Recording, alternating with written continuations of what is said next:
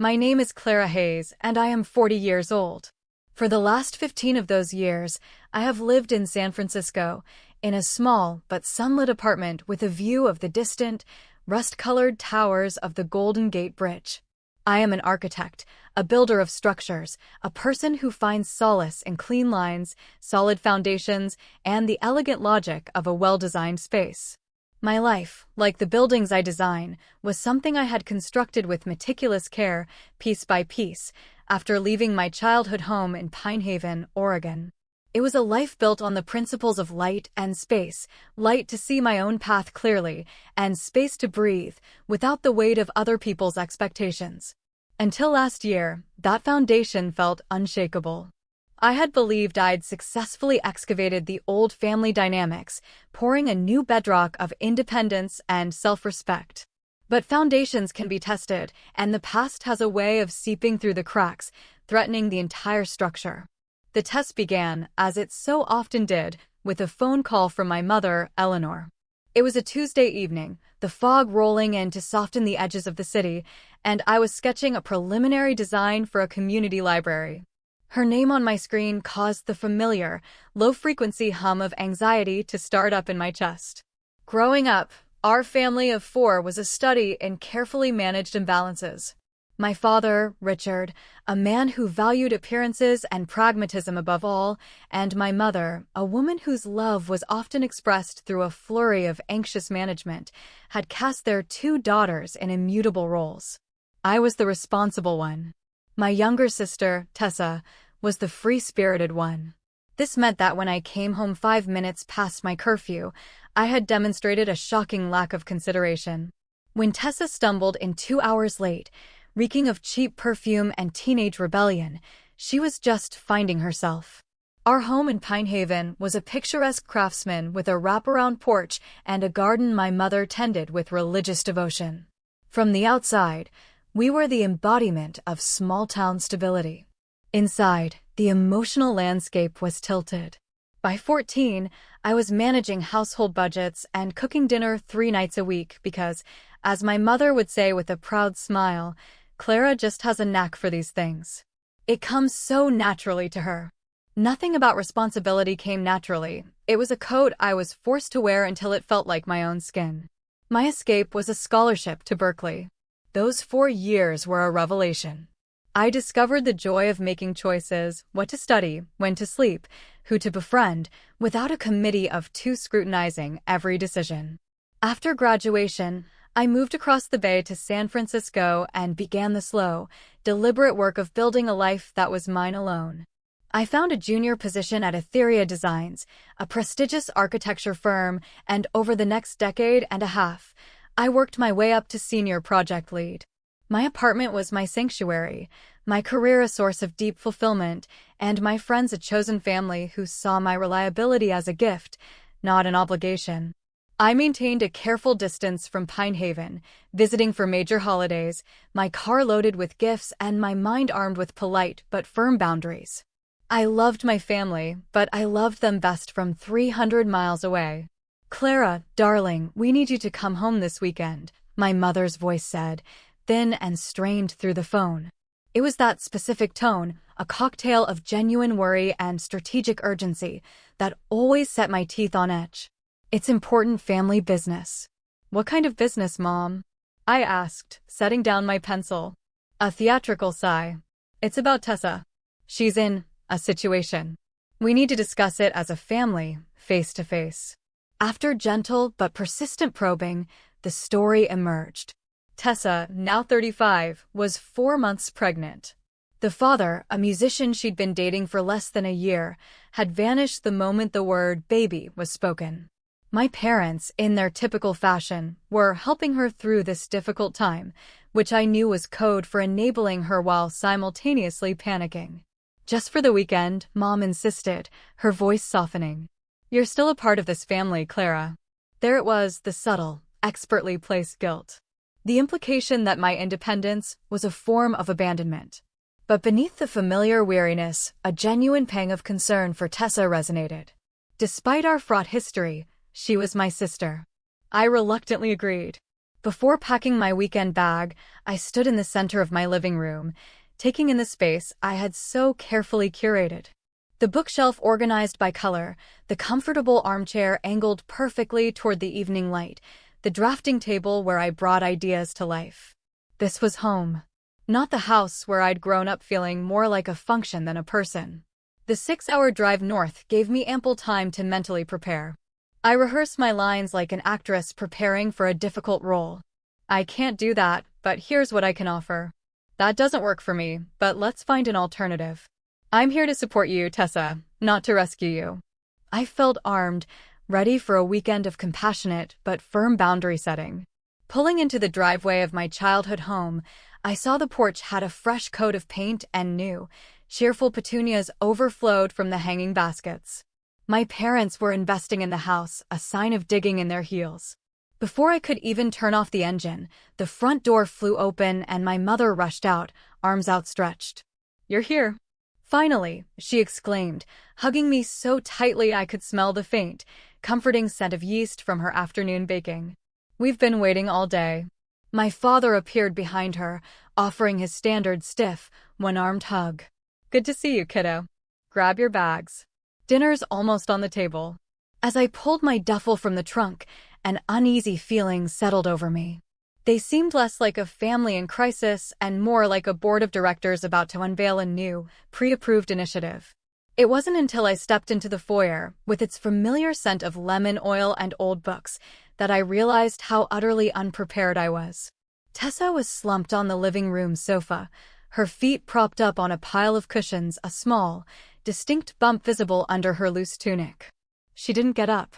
She just flicked a wrist in my direction, her eyes glued to a home renovation show on television.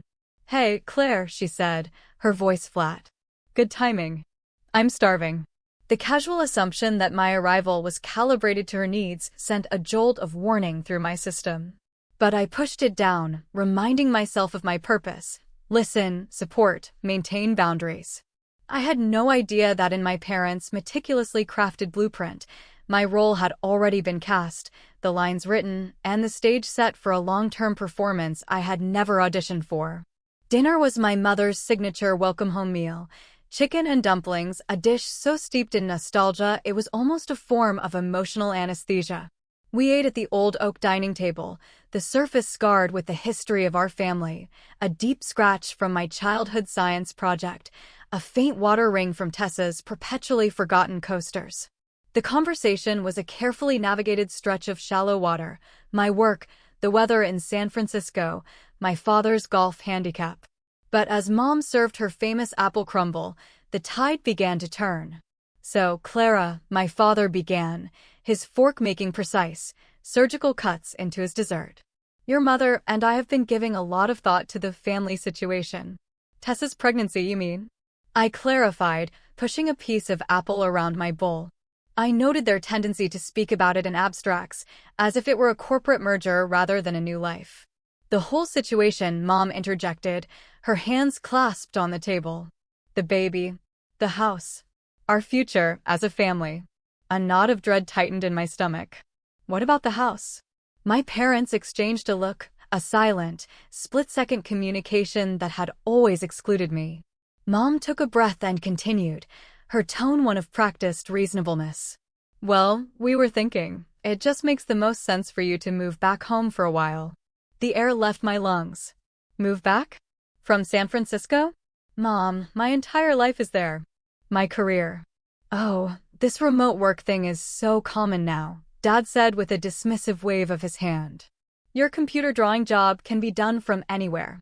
"My computer drawing job," I repeated, the familiar sting of their minimization sharpening my voice, "is a senior architectural position that took me 15 years to achieve. And while some of it is remote, I have site visits, client presentations, and team collaborations that require me to be there." Tessa sighed dramatically from her end of the table. "It's not like you're curing cancer, Clara." Before I could form a response, my mother jumped in, her voice softening into its well-worn persuasive groove. "We just think family needs to pull together at times like these. Tessa will need so much help when the baby arrives. And I am happy to visit. I can take time off, help you get settled," I said, choosing my words with surgical precision. But moving back permanently isn't feasible. We'll see, Dad said, with an air of finality that implied the discussion was merely a formality. Let's show you the changes we've made upstairs. The changes were in my old bedroom. The room where I had spent 18 years dreaming of escape had been completely erased. In its place was a nursery, painted a soft, gender-neutral sage green. A modern white crib stood where my bed had been. A changing table had replaced my beloved antique desk. A comfortable-looking rocking chair sat in the corner where I used to pile my textbooks. I stood in the doorway, stunned into silence. The scent of fresh paint was overwhelming. Where am I supposed to sleep this weekend? I finally managed to ask. We've set up the guest room in the basement for you, Mom said brightly, as if offering a 5-star accommodation. It's quite cozy. The guest room. A windowless, slightly damp room next to the furnace that was primarily used for storing holiday decorations. You converted my room, without asking me? The question came out sharper than I'd intended. You haven't lived here in 16 years, Clara, Dad said, his tone implying I was being irrational. The space was just sitting empty. Except for when I came home for Christmas and Thanksgiving, I countered, my voice rising. That's not the point. The point is the assumption.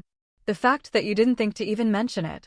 Tessa, who had followed us upstairs, leaned against the doorframe, rubbing her belly. Oh, relax. It's not like you were using it. And the baby needs a proper nursery. The proximity of the nursery to her own room across the hall suddenly clicked into place. They weren't just redecorating, they were creating a command center, and I was being positioned as the on-site manager. So if I were to move back, I asked, using air quotes, where exactly did you imagine I would live? The uncomfortable silence was more telling than any answer could have been. The guest room would be yours, Mom finally said. We could fix it up really nicely for you. My room would be the basement. A cramped, subterranean space with no natural light, where my comfort and privacy were an afterthought. The message was as clear as a blueprint. My role was not to be an equal member of the family, but a live-in utility, designed to serve Tessa's needs. That night, on the lumpy mattress in the chilly basement, sleep eluded me. The low hum of the furnace was a constant reminder of my demotion. Their plan unfolded with horrifying clarity in my mind. The next morning, Mom casually mentioned that the nursery would need a second coat of paint once you're settled in. Dad started talking about how helpful another stable income in the household would be. When I pushed back, calmly listing my professional obligations and my lease in San Francisco, they deployed their most powerful weapon, guilt. Family makes sacrifices for family, Mom said, her eyes welling up. I gave up my dream of opening a flower shop to raise you girls. That was your choice, Mom, I reminded her gently. And that was a different time. We just thought you'd want to be here for your sister, Dad added, his voice laced with disappointment. Especially since you don't have, your own family responsibilities. The implication that my life, the one I had built so carefully, was somehow less valid because it didn't include a husband and children, was a deliberate, painful blow. The conversation spiraled from there. Tessa eventually stormed out, accusing me of being selfish and making her pregnancy all about me. Later that afternoon, searching for an old photo album in my father's study, I stumbled upon a stack of mail on his desk. Bills. A second mortgage application, several credit card statements with alarmingly high balances, and letters from a collection agency. They were in deeper financial trouble than they had ever let on. Their plan wasn't just about providing childcare for Tessa, it was about securing my income to keep their picturesque life afloat. When I tried to bring it up directly, my father grew defensive. We're fine. This is about helping your sister, not about us. But a conversation with our longtime neighbor, Mrs. Gable, confirmed another dimension to their scheme. While helping me carry groceries from my car, she beamed at me. Eleanor and Richard are just so thrilled you're moving home permanently to help raise the baby, she said, her voice filled with neighborly warmth. Your mom's been telling everyone for weeks how relieved she is that you'll be taking over the childcare. It's such a blessing. Weeks. They had been broadcasting this plan for weeks before even speaking to me. I confronted them that evening, my voice shaking with a mixture of anger and hurt. You've been telling the whole town I'm moving back? They had the grace to look momentarily flustered before my mother recovered. "We just assumed you'd want to help, dear. You've always been the responsible one." "That's not a compliment," I said, my voice dangerously quiet. "Not when you use it as an excuse to plan my life without my consent. Not when it means you expect me to give up everything I've built to clean up Tessa's messes." Tessa, overhearing from the living room, burst into tears. "So now my baby is a mess?" "Thanks, Clara. That's really supportive." The emotional whirlwind was disorienting, designed to make me feel like the unreasonable one. I found myself agreeing to stay for one more week, just to talk things through properly. It was a concession I regretted the instant the words left my mouth. That 1 week would stretch into a month, pulling me deeper and deeper into their meticulously constructed trap. What began as a single week bled into a month, each day a small, calculated victory for my parents' agenda. Every time I booked a flight back to San Francisco, a new, minor crisis would conveniently erupt. Tessa would have a bout of morning sickness so severe she couldn't be left alone. My mother would suddenly need help clearing out the attic, a project she'd been putting off for a decade. My father would ask for my expert eye on his disorganized financial paperwork. Each request was a silken thread, seemingly harmless on its own, but together they were weaving a net around me. I clung to my job like a life raft, working remotely from the cramped basement. My productivity plummeted. My days, which once had a rhythm of focused creativity, were now a chaotic series of interruptions. Mornings began with Mom knocking on my door before sunrise, often with Tessa in tow, who would detail her latest pregnancy ailment while I was trying to respond to urgent emails. My workday was a staccato of requests. "Clara, could you just run to the store? You're just sitting at your computer anyway." The first major boundary violation came via a call from my San Francisco property manager. "Hi, Clara, I'm just following up on your mother's call," he said, his voice hesitant. "She said you'd decided not to renew your lease due to a family emergency, but our policy requires written notice from you directly." My blood ran cold. "My mother called you?" "I have absolutely no intention of not renewing my lease." After profusely apologizing and assuring him I would be back, I confronted my mother. She feigned a moment of confusion before her face settled into an expression of beatific innocence. "Oh, that. I was just trying to help, darling. You're so busy, I thought I'd take one thing off your plate. Besides, it seems silly to keep that expensive apartment when we haven't finalized the family plan." Her use of "we" was a deliberate chisel, chipping away at the idea that my life was my own. The violations grew more brazen. My work laptop was mysteriously damaged when my mother accidentally knocked over a vase of lilies she'd placed on my small desk, soaking the keyboard. The replacement took a week to arrive, a week in which I fell critically behind on a major project, forced to use the family's ancient desktop computer in the living room, where every keystroke was monitored. Tessa's sense of entitlement blossomed under our parents' care. She would text me from her bedroom upstairs, asking me to fetch her a glass of water or research the safety ratings of a dozen different car seats. When I would gently explain that I was in the middle of a work meeting, she would complain to our parents that I was being cold and unsupportive. My father would then deliver a stern lecture on family priorities, while my mother would make passive-aggressive remarks about my devotion to a company of strangers instead of my own flesh and blood. They began to actively isolate me. When my best friend, Maya, texted to say she wanted to drive up for the weekend to see me, my mother intercepted the message on my phone while I was in the shower. She replied as me, saying I was overwhelmed and not up for visitors. I only found out when Maya called a few days later, her voice tight with worry. "Clara, are you okay? You sounded so, not like you." Similar interferences severed my connections to other friends and colleagues, slowly trimming away my support system until the only voices I heard were theirs. By week 3, my boss, David, scheduled a video call. His kind, usually smiling face was etched with concern. "Clara, your work has been slipping," he said, his tone gentle but firm. "Missed deadlines, a lack of communication. The quality isn't what we expect from you. What's going on?" I tried to explain the situation professionally, but the strain was audible in my voice. The well-ordered architect had been replaced by a frayed, exhausted woman. This sounds less like a family visit and more like a hostage situation, David observed, his perceptions startlingly accurate. We value you, Clara. But we need our senior project lead to be fully present. I can give you another 2 weeks to sort this out, but then we need you back, both physically and mentally. His ultimatum was the shock I needed. It was a lifeline back to the world I had built, and I knew I was about to lose it. That evening, hiding in the shadows of the hallway, I overheard the conversation that solidified my resolve. My parents and Tessa were in the living room, their voices low, confident I was asleep in the basement. The family care agreement is almost ready, my father was saying. The lawyer said it's standard. Once the baby is here, she'll be too emotionally invested to leave. Are you sure she'll sign it? Tessa asked, a flicker of doubt in her voice. It's not about getting her to sign it right away, my mother replied, her voice smooth as silk.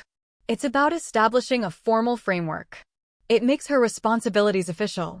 It protects everyone. Legally. She's still talking about San Francisco, Tessa fretted. My father's voice hardened. That's not going to happen. We've invested too much in this plan. Besides, she's always done what's expected of her when she's pushed hard enough. The words struck me with physical force. They weren't hoping I would help, they were engineering a situation where I had no choice. They were creating legal and financial entanglements, treating me not as a daughter or a sister, but as an asset to be managed and deployed. I retreated to the basement, my hands shaking so violently I had to clench them into fists. The people who were supposed to love me unconditionally were actively, methodically dismantling my life for their own convenience. The final, irrevocable break came the next day. I was getting ready for a video call when I realized my briefcase had been disturbed. My passport and a folder containing my financial statements had been moved. When I confronted them, my mother claimed she was just looking for a postage stamp, a lie so flimsy it was insulting. They were monitoring my finances, holding my identity documents hostage. The walls were closing in. I looked at myself in the small, cracked mirror in the basement bathroom. My face was pale, with dark circles under my eyes. I didn't recognize the person staring back at me. With a surge of cold, clarifying certainty, I knew that if I didn't act, and act decisively, the Clara who had built a life in San Francisco would be gone forever. The trap was nearly complete. But they had made one critical miscalculation. They had underestimated my will to survive. The baby shower was the stage for their final act. My mother had organized it for a Saturday afternoon, transforming our living room into a sea of pastel pink and white. Extended family, neighbors, and my mother's friends filled the house, their chatter and laughter a jarring soundtrack to my internal turmoil. I played my designated role with the practiced ease of long habit, smiling, serving punch from a crystal bowl, and meticulously recording each gift for the future thank you notes. No one seemed to notice the slight tremor in my hands or the fact that my smile never quite reached my eyes. Halfway through the gift-opening ceremony, my Aunt Carol, my mother's sister, asked Tessa about her plans for after the baby's arrival. "Oh, I'll take a few months off to bond with her, of course," Tessa replied, stroking her belly with an air of serene motherhood. "Then I'll probably look for a part-time job, once Clara has the childcare routine all sorted out." The room fell silent. A dozen pairs of eyes swiveled to me. I froze, the silver punch ladle hovering over the bowl. "You're staying to raise the baby, Clara?" my cousin Chloe asked, her brow furrowed in genuine confusion. "What about your job? Your life in San Francisco?" Before I could form a single word, my mother jumped in, her voice bright and commanding. "Clara has made the selfless decision to move home permanently. She'll be the baby's primary caregiver while Tessa gets back on her feet. It's a new chapter for our whole family." "What a sacrifice," Aunt Carol murmured, her eyes shining with admiration. "Giving up a career like that for family. That's what real love is." A wave of appreciative murmurs swept through the room. Someone started clapping, and soon the entire party was applauding me for a sacrifice I had never agreed to make. Speech, called a neighbor I barely knew. "Tell us what made you decide to come home."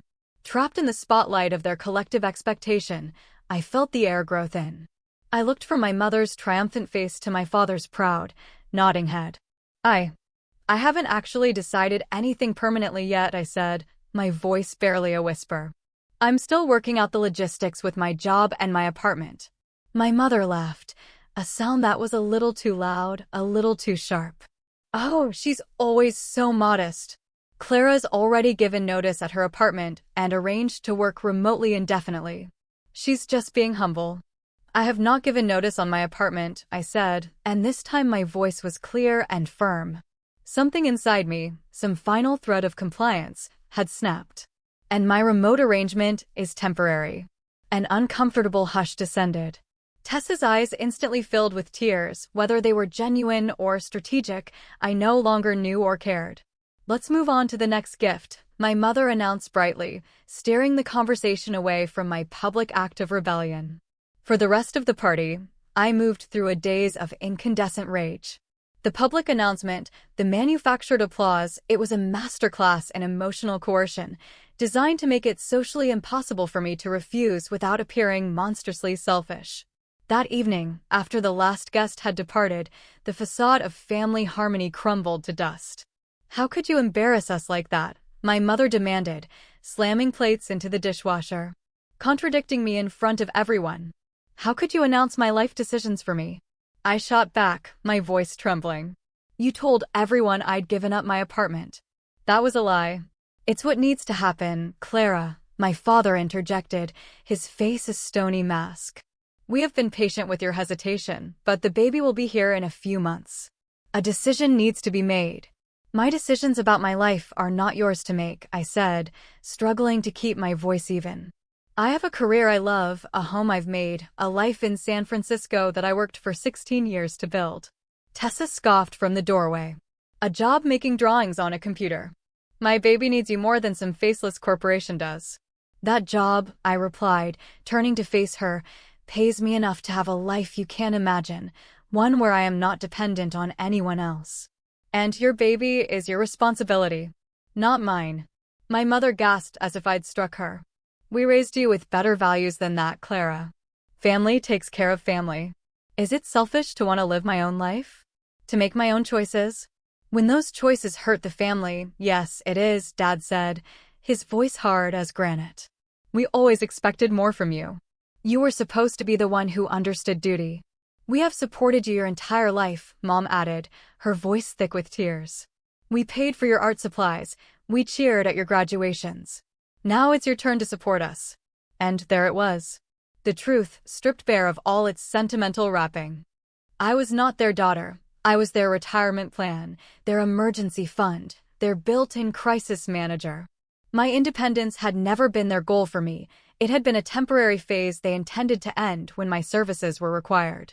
My life is not less important than Tessa's, I said quietly. My dreams are not less valid. Tessa let out a bitter laugh. Your career and your fancy apartment versus my baby's well-being? There's no comparison. There shouldn't have to be a comparison at all, I replied. You're the one creating a competition. My father's expression hardened into one of deep, unyielding disappointment. We've made sacrifices for you. Now we need you, and you're turning your back on us. I never thought my own daughter could be so selfish. Selfish. Their word of choice, the weapon they had wielded against me my entire life. But this time, it didn't trigger a flood of guilt. It illuminated the profound dysfunction of our family with a terrible, clarifying light. I'm going to bed, I said, suddenly bone-weary. But as I turned to leave, my mother's next words stopped me cold. We've already spoken to your landlord in San Francisco, she said, her voice dropping to a conspiratorial whisper. We explained the family emergency. Your lease won't be renewed next month. The violation was so profound, so absolute, it took my breath away. They hadn't just suggested or pressured, they had actively, secretly sabotaged my life. You had no right, I whispered. We did what was necessary, my father replied, utterly unrepentant. Sometimes children need their parents' guidance to make the right decision. I was 40 years old. And in that moment, looking at their determined, righteous faces, something fundamental inside me shifted. The desperate, lifelong craving for their approval, the deep-seated need to be seen as the good daughter, simply evaporated. It was replaced by an ice-cold calm. They would never change. This pattern would repeat itself until I refused to participate. I nodded slowly, letting them see what they wanted to see, surrender. I understand now. Relief washed over their faces as they misinterpreted my stillness for acceptance. You'll see, darling, my mother said, patting my arm condescendingly. This is for the best. For everyone. I went down to the basement and closed the door. I sat in the dark, the faint hum of the furnace a lonely companion. The trap they had set was formidable, but they had made one fatal error. They had pushed me past the point of no return. They had pushed me to a place where escape was no longer a desire, but a necessity. By morning, I would be gone. But first, I needed a blueprint. In the silent, subterranean chill of the basement, I began to architect my escape. The pull-out sofa groaned as I opened my laptop, positioning the screen away from the door. My first move was to secure my professional foundation. I drafted an email to David, my boss, with the subject line, urgent and confidential. I requested a private video call first thing in the morning. Then, using a secure browser, I created a new, anonymous email address. Next, I logged into my bank accounts. With a surge of relief, I confirmed they hadn't gained access. I cataloged everything I needed to take versus what was replaceable. Sleep was a luxury I couldn't afford. By 5 a.m., I had a multi-phase plan. I showered and dressed in professional attire, a silent act of defiance. When my mother saw me, she looked surprised. You're up early. Big day at the office. A very important client presentation, I lied smoothly. I'll need complete privacy for a few hours. I might head to the town library for a more reliable internet connection. She seemed pleased by my apparent return to professional diligence. That's fine, dear. Will you be back for dinner? I'm making your favorite, lasagna. Wouldn't miss it, I said, the words tasting like ash. At a quiet corner table in a local coffee shop, I connected with David. His face on the screen filled with alarm as I laid out the situation, stripped of emotion, the lease interference, the financial pressure, the family care agreement. Clara, he struggled for words. This is beyond a family dispute. This is coercive control. His validation, the simple act of naming it, almost broke me. I need to leave. Immediately. But this job is my lifeline. I can't lose it. David's response was immediate and extraordinary. We've been exploring opening a satellite office in Austin. The tech scene is booming. Would a transfer work for you? We could set you up with temporary corporate housing while you find your feet. Austin. 1,000 miles away. A place they would never think to look. It was a lifeline I hadn't dared to imagine. Yes, I breathed. Austin would be perfect. Consider it done, he said. I'll have HR draft the paperwork and send it to your new email. Take the rest of the week to get yourself out of there. Your safety is the priority. With my career secured, I called the one person I could trust without reservation, my college roommate, Maya. I need a huge favor, I began, and it requires absolute secrecy. She listened without interruption as the whole sordid story poured out. I need a safe place to go for a few days before I head to Austin. Somewhere they won't look. My guest room in Portland is yours, she said instantly. I'll take a few days off. When are you coming? Tomorrow morning, I said. I'm going to tell them I'm running an errand, and I'm just not going to come back. My God, Clara. This is a thriller movie. Do you need me to come get you? No, I said, a new strength in my voice. I need to do this myself. But knowing you'll be there, it means everything. With a destination secured, I began the logistical ballet of my departure. I found a storage facility near Maya's apartment and reserved a unit online. I called my San Francisco property manager and explained the situation, arranging for a moving company to pack up my apartment and place everything in long-term storage to be forwarded to Austin later. The most delicate task was extracting essential items from the house. I couldn't just pack a suitcase, it would raise immediate alarm. I needed a distraction. The opportunity arose when my mother handed me an epic link grocery list for the lasagna. I volunteered with an enthusiasm that pleased her. Oh, I added, as if just remembering, and I need to stop by the art supply store for some specific drafting pens. I might be a while. Take your time, dear, she said, patting my arm. Your father won't be home until 6. Once I was out of sight of the house, my first stop was a national bank with no branches in Pine Haven.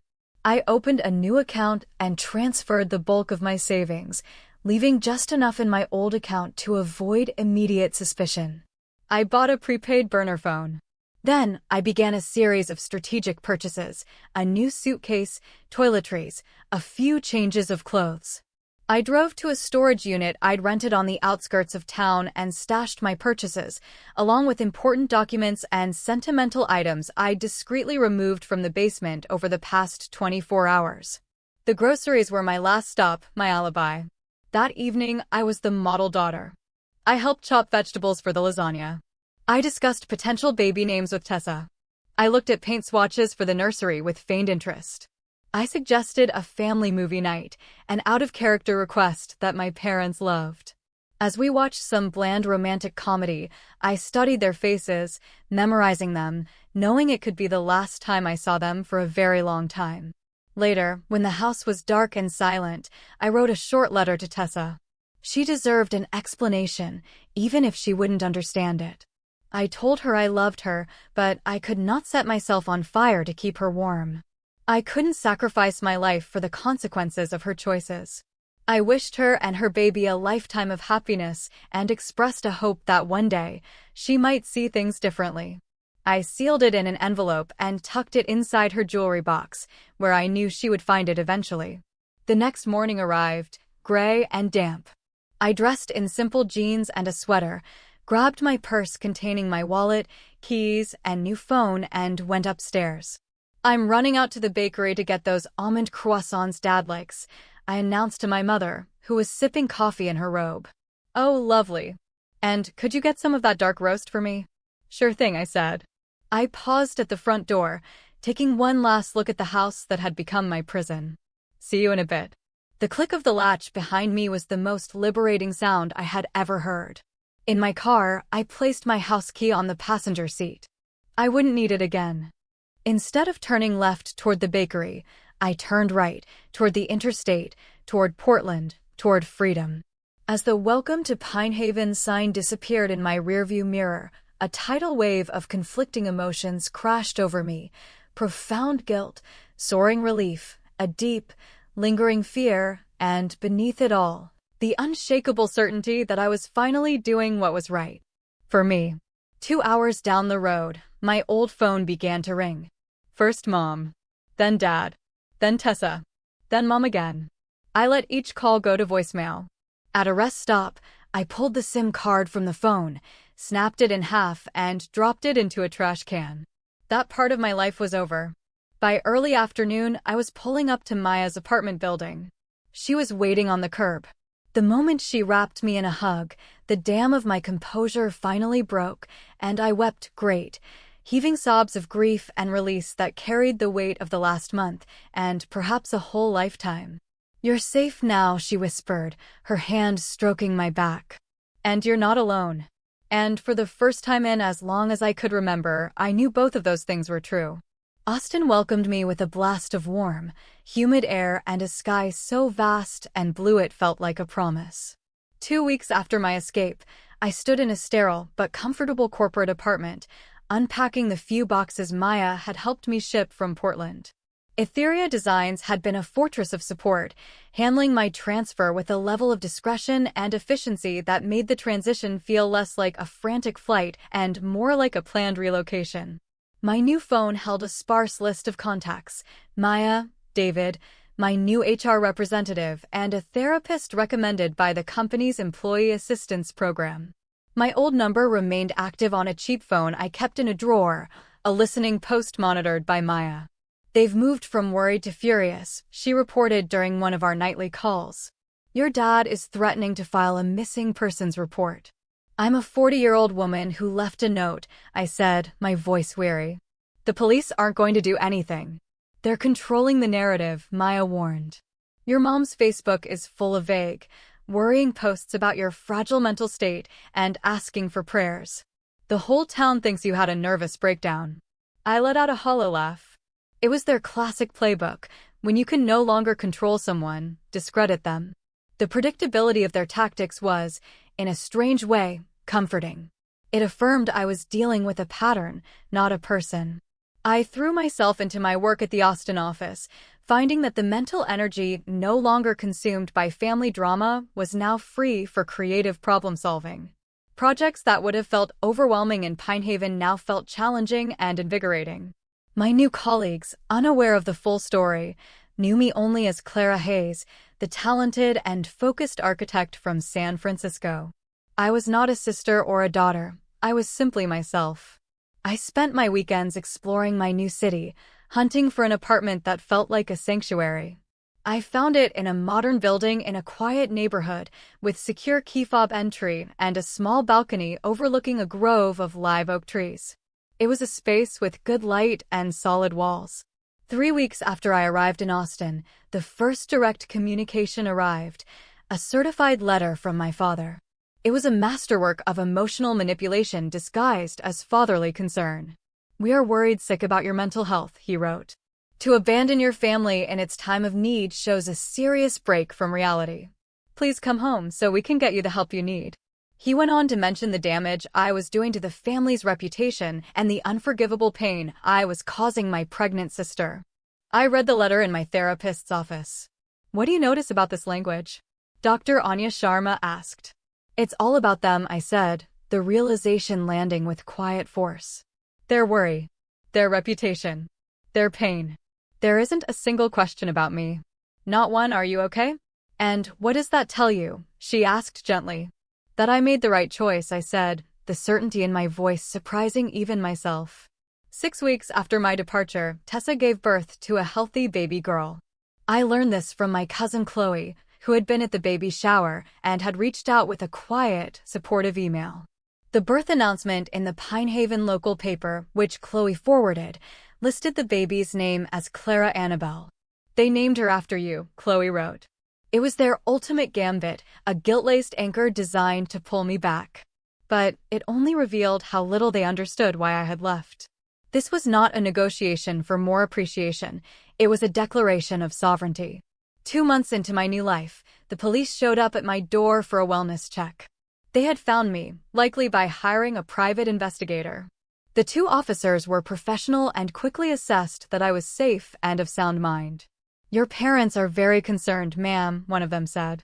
"I am a 40-year-old adult who chose to relocate for a job opportunity," I stated calmly. "I am fine. I am safe. I do not wish to have contact with them." Under Texas law, they couldn't reveal my location, but they had to report back that I was safe. After they left, I called a lawyer I had found through a women's advocacy group. The pursuit had crossed the line into harassment. My lawyer drafted a firm cease and desist letter, detailing their interference with my lease, the defamation on social media, and the constant attempts to contact me through third parties. It stated, in no uncertain terms, that any further contact would be met with legal action, including a restraining order. The response, which came through my lawyer, was one of shocked indignation. But beneath the outrage, there was a new and unfamiliar silence. The Facebook posts stopped. The calls to Maya ceased. The legal boundary, clear and impersonal, had succeeded where years of emotional pleas had failed. It was a language they understood. As the months passed, my life in Austin began to take root. I joined a hiking club and a book group. I made friends who knew nothing of my past. I built a life based not on duty, but on joy. The most surprising development came from Tessa. 6 months after the baby was born, she sent a short, hesitant email to my work address. "Parenting is a lot harder than I thought. I think I get it a little more now." It wasn't an apology, but it was an acknowledgement, the first crack in the monolithic family narrative that I was the villain. I didn't reply immediately. I sat with the email for a week, discussing it with Dr. Sharma. When I finally wrote back, my message was simple. "Thank you for reaching out. I hope you and the baby are doing well." The door to reconciliation was not wide open, but it was no longer bolted shut. It was ajar, and for the first time, I was the one standing at the threshold, deciding whether to step through. 1 year after my escape, I stood on my balcony, a cup of coffee in my hand, watching the morning sun filter through the oak leaves. The air was warm, the city was waking up, and my home behind me was quiet and peaceful. The life I was living was not one I had been given, but one I had designed and built myself on a new, unshakable foundation. The journey had been painful, but standing there, free and whole, I knew with every fiber of my being that I would never again hand someone else the blueprints to my life. 1 year turned into 2, and Austin became more than a refuge, it became home. My apartment, once a symbol of escape, was now a reflection of my life, filled with art from local festivals, photos of new friends on hiking trails in the hill country, and the comfortable, lived-in ease of a place where one is truly at peace. My career flourished. Freed from the psychic weight of my family's expectations, my creativity blossomed. I was promoted to creative director, leading projects that were both challenging and deeply rewarding. News from Pinehaven arrived in small, carefully curated doses, mostly from my cousin Chloe. She had become an unexpected bridge, a source of information without the pressure of intervention. She told me that Tessa, after a difficult first year in which my parents did indeed provide most of the childcare, had finally started to find her footing. She got a part-time job at a veterinary clinic, Chloe reported during one of our monthly video calls. Your parents still help, but Tessa is handling the evenings and weekends on her own. She's different, more grounded. I processed this news with a complex mix of emotions, a quiet pride in my sister, a lingering sadness for our lost relationship, and a profound sense of relief that my absence had forced a growth that my presence would have stifled. The true turning point came not through a crisis, but through a quiet admission. 2.5 years after I'd left, I received a letter. It was from my mother. Her familiar, elegant script filled 3 pages. It began with words I never thought I would read. I think I was wrong. She didn't offer a detailed apology for the manipulation or the trap she had helped set. Instead, she wrote with a raw, reflective honesty about her fears of getting older, of Tessa's instability, of the family unit dissolving. She acknowledged that in her fear, she had placed expectations on me that were unfair, and that I had every right to refuse them. Your leaving forced us all to face realities we had been avoiding, she wrote. Tessa had to become a mother in a way she might never have if you had been here to soften every blow. Your father and I had to learn to support her without controlling her. It has not been easy, but your sister is a stronger woman for it. The letter ended not with a plea for me to return, but with an open door. If you ever want to visit on your own terms, we would love to see the woman you have become. I read it and reread it, searching for the familiar hooks of guilt, the subtle threads of manipulation. I found none. I shared it with Dr. Sharma. Is this real? I asked. The question isn't whether it's perfect, she replied wisely. The question is whether it's enough for you. I decided it was. I responded with a letter of my own, acknowledging the pain on all sides, but affirming my decision to leave as a necessary act of self-preservation. I suggested a short video call, with a clear time limit. That first 30-minute call was stilted but civil. My mother looked older, her face softer. She asked about my work and listened, truly listened, to my answers. I asked about my father's health and my niece. There were no demands, no recriminations. It was the beginning of a new architecture for our family, one built on the foundations of distance, respect, and carefully delineated boundaries. Slowly, carefully, we built a new kind of relationship. It consisted of bi-monthly calls and yearly visits where I stayed in a hotel, my rental car a tangible symbol of my freedom. During my 3rd visit back, I finally met my niece, Clara Annabelle, a bright, curious 4-year-old who knew me only as her Aunt Clara from Austin. After an afternoon at a local park, Tessa walked me to my car. I get it now, she said quietly, her eyes on her daughter, who was being pushed on the swings by our mother. Why you left? I waited, not wanting to break the spell. Being responsible for another person, all the time, it's the hardest thing I've ever done, she continued. I can't imagine being expected to do it for someone else's child, on top of giving up my entire life. They would have consumed you. Her words were a gift, a validation I hadn't known I was still waiting for. It wasn't an apology for her own behavior, but it was an acknowledgement of my reality. I was so angry at you for so long, she admitted, finally looking at me. But now I think I'm proud of you. You showed me it was possible to say no to them. I never knew that was an option. The ultimate irony landed with a quiet, profound resonance. My selfish act of survival had inadvertently been the catalyst for my sister's own journey toward independence. Back in Austin, surrounded by my chosen family of friends who celebrated my boundaries instead of resenting them, I reflected on the journey. The healing is not a destination, but an ongoing process. There are still moments when an echo of the old guilt surfaces, a phantom limb of responsibility I was forced to amputate. But the feeling no longer has power over me. I can observe it, acknowledge it, and let it pass. The greatest lesson I learned was not about escaping a trap, but about understanding my own worth. For years, my family had needed me for my stability, my income, my emotional labor. But they had not valued me as an individual with my own dreams, my own needs, my own right to a self-designed life.